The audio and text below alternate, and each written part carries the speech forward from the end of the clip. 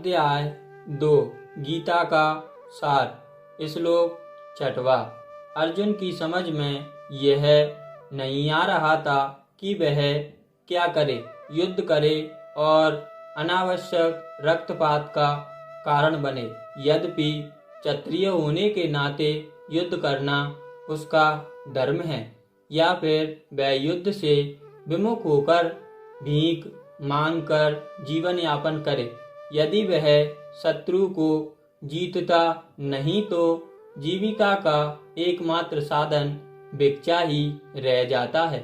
फिर जीत भी तो निश्चित नहीं है, क्योंकि कोई भी पक्ष विजयी हो सकता है। यदि उसकी विजय हो भी जाए तो भी यदि धृतराष्ट्र के पुत्र मरते हैं तो उनके बिना रह पाना अत्यंत कठिन हो जाएगा। उस दशा में यह उसकी दूसरी प्रकार की हार होगी। अर्जुन द्वारा व्यक्त इस प्रकार के ये विचार सिद्ध करते हैं कि वह न केवल भगवान का महान भक्त था, अपितु वह अत्यधिक प्रबुद्ध और अपने मन तथा इंद्रियों पर पूर्ण नियंत्रण रखने वाला था। राज परिवार में जन्म लेकर भी भिक्षा द्वारा जीवित रहने की इच्छा उसकी विरक्ति का दूसरा लक्षण है। ये सारे गुण तथा अपने आध्यात्मिक गुरु श्री कृष्ण के उपदेशों में उसकी श्रद्धा, ये सब मिलकर सूचित करते हैं कि वह सचमुच पुण्यात्मा था। इस तरह यह निष्कर्ष निकला कि अर्जुन मुक्ति के सर्वदा योग्य था। जब तक इंद्रियां संयमित न हो, ज्ञान के पद तक उठ पाना कठिन है और बिना ज्ञान तथा भक्ति के मुक्ति नहीं होती। अर्जुन अपने भौतिक गुणों के अतिरिक्त इन समस्त दैवी गुणों में भी दक्ष था। श्लोक 7वां। यह प्राकृतिक नियम है कि भौतिक कार्यकलाप की प्रणाली ही हरेक के लिए चिंता का कारण है। पग पग पर उलझन मिलती है, अतः प्रमाणित गुरु के पास जाना आवश्यक है, जो जीवन के उद्देश्य को पूरा करने के लिए समुचित पद निर्देश दे सके। समग्र वैदिक ग्रंथ हमें यह उपदेश देते हैं कि जीवन की अनचाही उलझनों से मुक्त होने के लिए प्रमाणित गुरु के पास जाना चाहिए। ये उलझने उस दब अग्नि के समान हैं जो किसी के द्वारा लगाए बिना भभक उठती हैं। इसी प्रकार विश्व की स्थिति ऐसी ही है कि बिना चाहे जीवन की उलझने स्वतः उत्पन्न हो जाती हैं। कोई नहीं चाहता कि आग लगे, किंतु फिर भी वह लगती है और हम अत्यधिक व्याकुल हो उठते हैं। अतः वैदिक बाण में उपदेश देता है कि जीवन की उलझनों को समझने तथा उनका समाधान करने के लिए हमें परंपरागत गुरु के पास जाना चाहिए।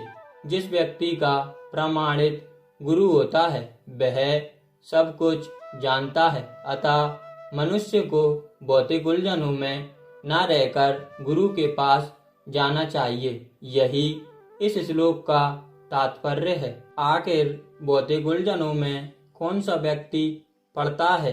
वह जो जीवन की समस्याओं को नहीं समझता।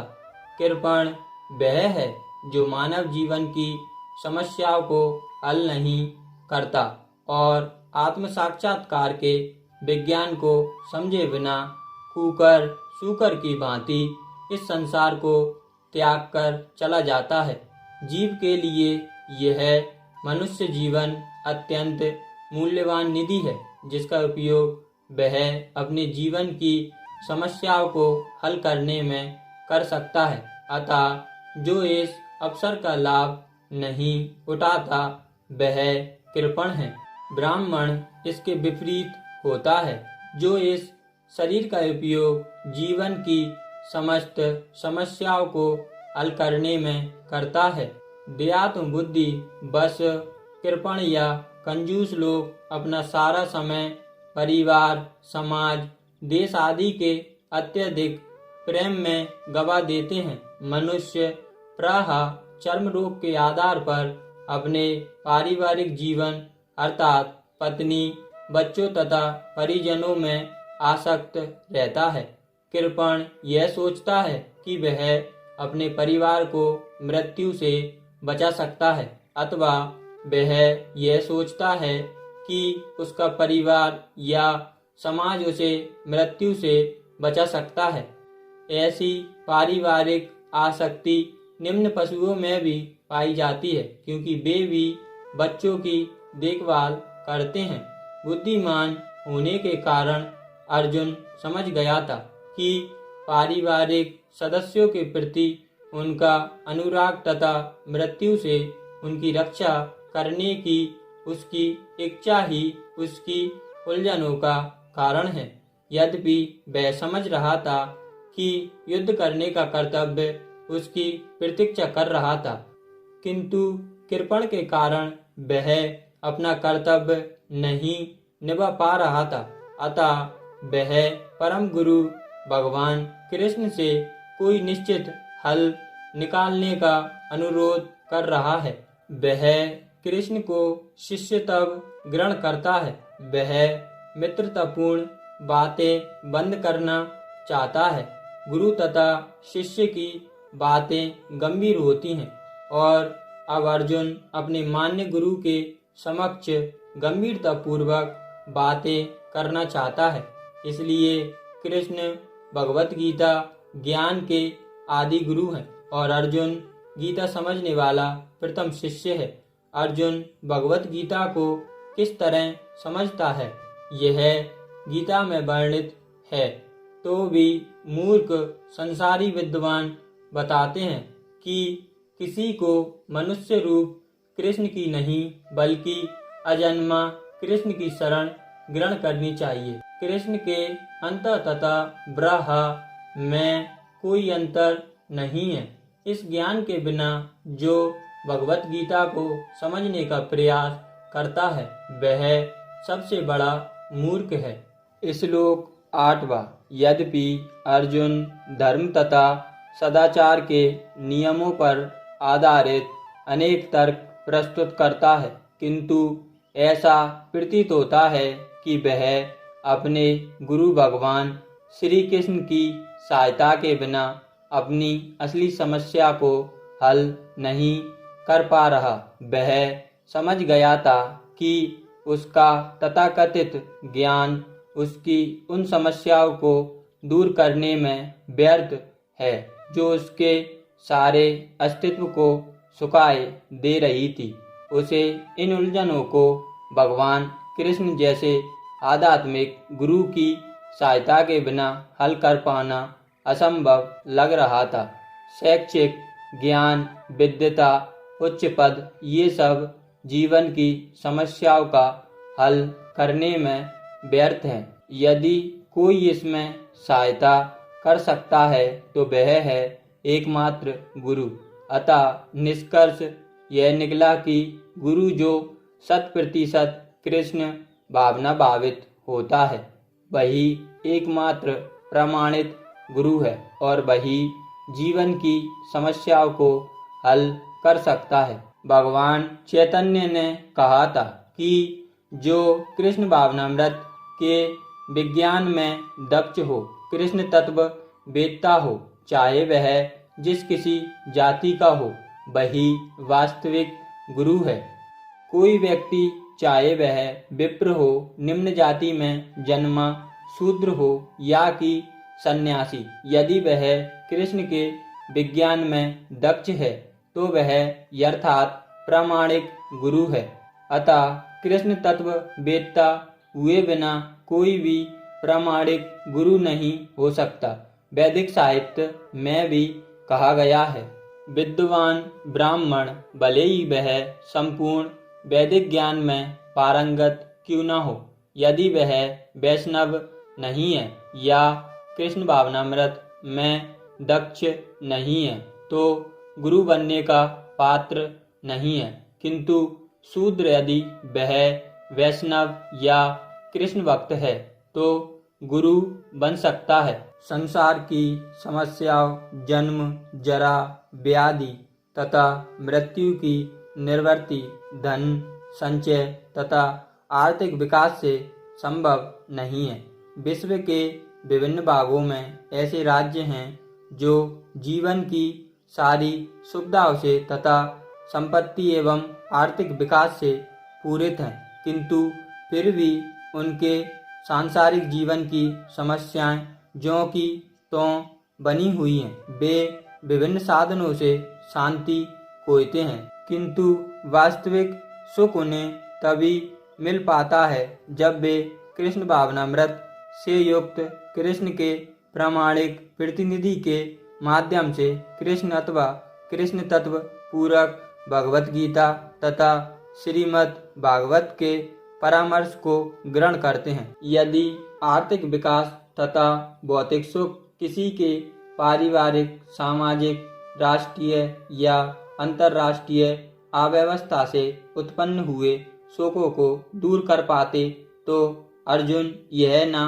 कहता कि पृथ्वी का अप्रतिम राज्य या स्वर्गलोक में देवताओं की सर्वोच्चता भी उसके शोकों को दूर नहीं कर सकती। इसलिए उसने कृष्ण भावनामृत का ही आश्रय ग्रहण किया और यही शांति तथा समरसता का उचित मार्ग है।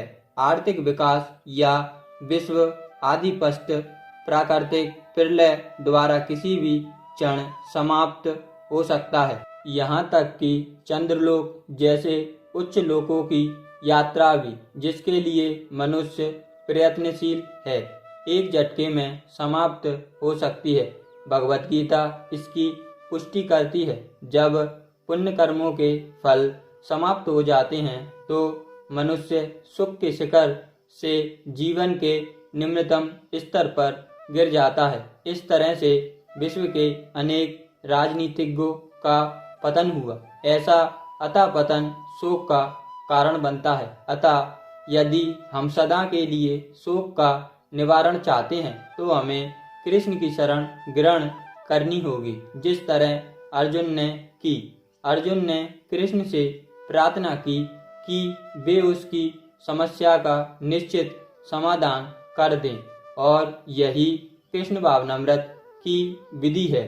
श्लोक 9। संजय कहते हैं, धृतराष्ट्र को यह जानकर परम प्रसन्नता हुई होगी कि अर्जुन युद्ध न करके युद्ध भूमि छोड़कर भिक्षाटन करने जा रहा है, किंतु संजय ने उसे पुनः यह कहकर निराश कर दिया कि अर्जुन अपने शत्रुओं को मारने में सक्षम है। यद्यपि कुछ समय के लिए अर्जुन अपने पारिवारिक स्नेह के प्रति मिथ्या शोक से अभिभूत था, किंतु उसने शिष्य रूप में अपने गुरु श्री कृष्ण की शरण ग्रहण कर ली। इससे सूचित होता है कि शीघ्र ही वह इस शोक से निवृत्त हो जाएगा और आत्म साक्षात्कार या कृष्ण भावनामृत के पूर्ण ज्ञान से प्रकाशित होकर पुनः युद्ध करेगा। इस तरह धृतराष्ट्र का हर्ष भंग हो जाएगा। श्लोक 10। दो घनिष्ठ मित्रों अर्थात हर्षिकेश तथा गुड़ाकेश के मध्य वार्ता चल रही थी। मित्र के रूप में दोनों का पद समान था, किंतु इनमें से एक स्वेच्छा से दूसरे का शिष्य बन गया। कृष्ण हंस रहे थे क्योंकि उनका मित्र अब उनका शिष्य बन गया था। सबों के स्वामी होने के कारण वे सदैव श्रेष्ठ पद पर रहते हैं, तो भी भगवान अपने भक्त के लिए सखा, पुत्र या प्रेमी बनना स्वीकार करते हैं, किंतु जब उन्हें गुरु रूप में अंगीकार कर लिया गया तो उन्होंने तुरंत गुरु की भूमिका निभाने के लिए शिष्य से गुरु की भांति गंभीरतापूर्वक बातें की, जैसा कि अपेक्षित है।